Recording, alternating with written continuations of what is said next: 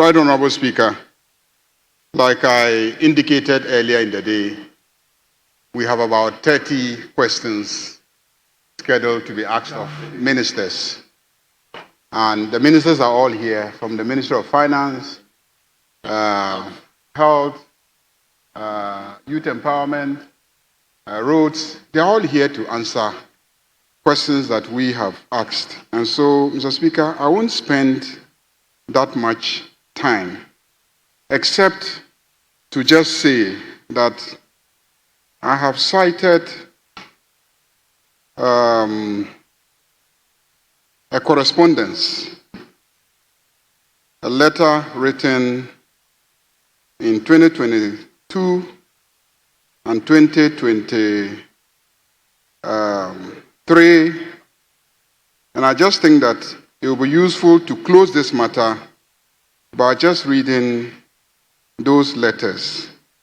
Mr. Speaker, on the 22nd of February 2023, there was a letter addressed to the Managing Director, Wuntumi Multimedia Company Limited, Kumasi.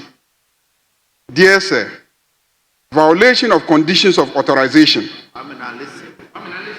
We refer to the inspection conducted at the FM broadcasting premises of Wuntumi Multimedia Company Limited at Kokomlemle, Accra, in the Greater Accra region on 14th of June 2022.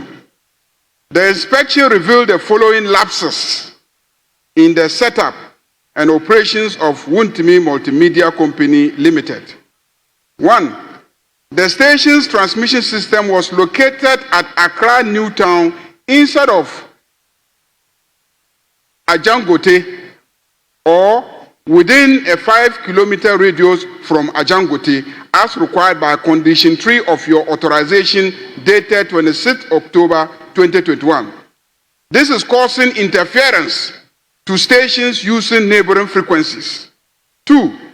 There was no fire certificate from the Ghana National Fire Service.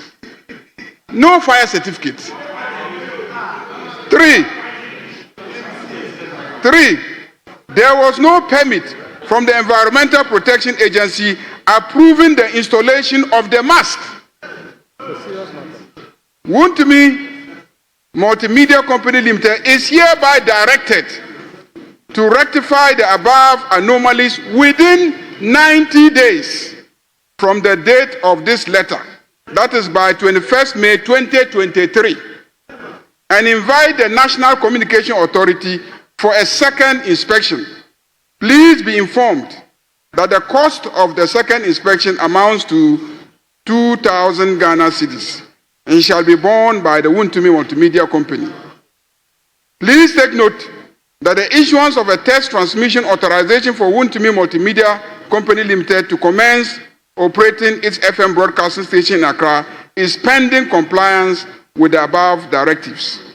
Yours faithfully, signed, Director General Joe Anochi. That is the first one. I have a second one, signed also by the same Director General Joe Anochi to the same company, the Managing Director, Wuntumi Multimedia Company Limited, also on 21st December 2022, also titled Violation of Conditions of Authorization. Same conditions, transmission challenges, no fire certificate, no permit, repeated, and signed again by the same Director General, Joe Anochi. Mr. Speaker, you see, when you take a license and the license stipulates conditions, please endeavor to comply with the conditions of the license. It is as simple as that. It is a national asset and the frequency has been allocated to you, subject to payment of certain license fees. Please pay your license fees. I don't think any of us is interested in waking up in the morning, tuning into a radio to hear what is happening before you even step out of your house, only to be told that the radio station has been put off. So we don't want that. But please endeavor to comply with the conditions under which you have been licensed to operate. So that is all that I will say. And also to emphasize that I have looked at the laws under which the minister has issued the suspension directives. Mr. Speaker, there are two laws, basically, and regulations that govern. The National Communication Authority Act 2008. National Communication Authority Act 2008. And the Electronic Communication Act 2008. Mr. Speaker, I want to ask, in 2008, who was in power? In 2008, who was in power? Who was in power? Which political party was in power? Which political party? The NPP. The NPP. The NPP was in power in 2008. And the laws that govern electronic communication and the National Communication Authority, which define the obligations of license owners, were passed by the NPP. So I am surprised that today, the leader of the minority, an MPP leader of the minority, and a lawyer for that matter, will stand in this chamber and say that it is unconstitutional and a violation of the Constitution for laws to be passed governing the management of frequencies. And yet, it was your party and your government in 2008 that enacted those legislation through this parliament. So I think that when you urge others to be consistent, you must also be consistent yourself. So if you say Sam George has to be consistent, I also want you to also be consistent.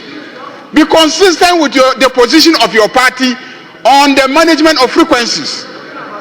And as for His Excellency the President, I am surprised that you will say that he is being magnanimous because of public backlash.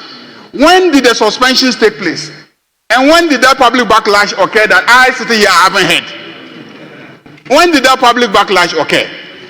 The suspension occurred at what time of the day? At 10 a.m. this morning.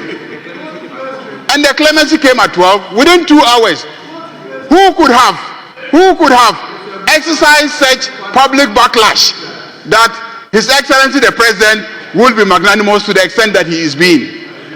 And lastly, Mr. Speaker, yes, we are representatives of the people, but first and foremost, if we sit in this house and laws are being violated and ministers are taking steps to enforce those laws, and we stand in this house and attempt to condemn those ministers, then we might as well stop coming here.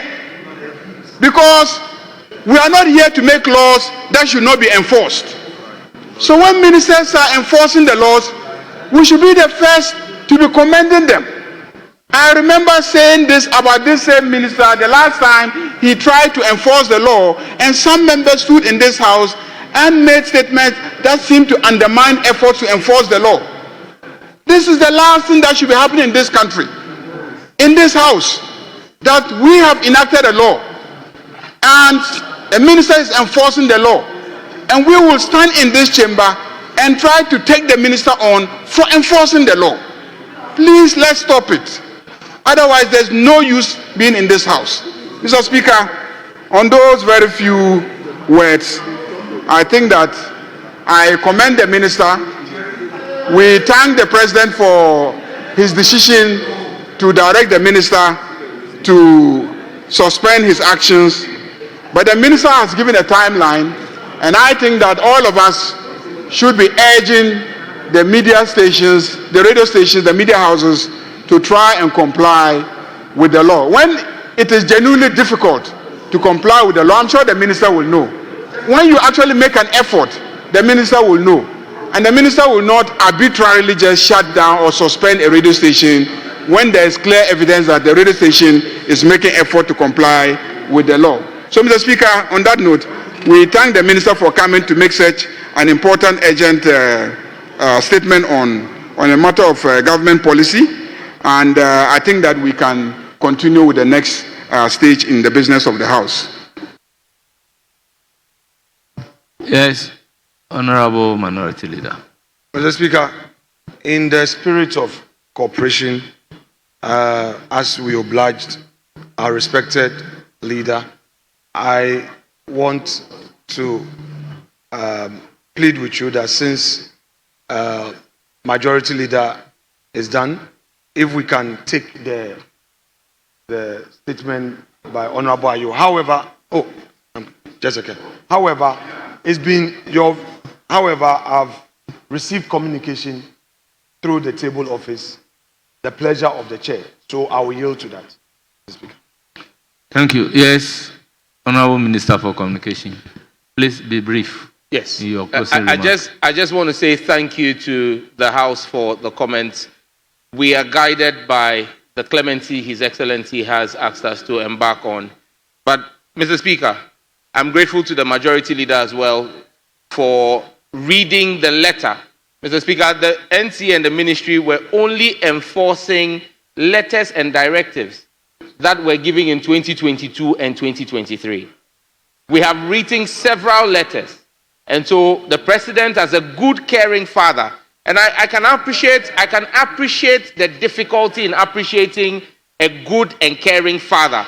If you don't have a good and caring father, you can't appreciate a good and caring father. But because Father's Day is coming on Sunday, President Mahma, as a good father, has directed a 30 days clemency. I would urge all media houses that are affected to take advantage of this Father's Day gift from His Excellency the President and remedy their breaches. Mr. Speaker, they should do the needful. But just so that this house is a house of records, Mr. Speaker, the Minority Leader asks questions, why do you take Asase off?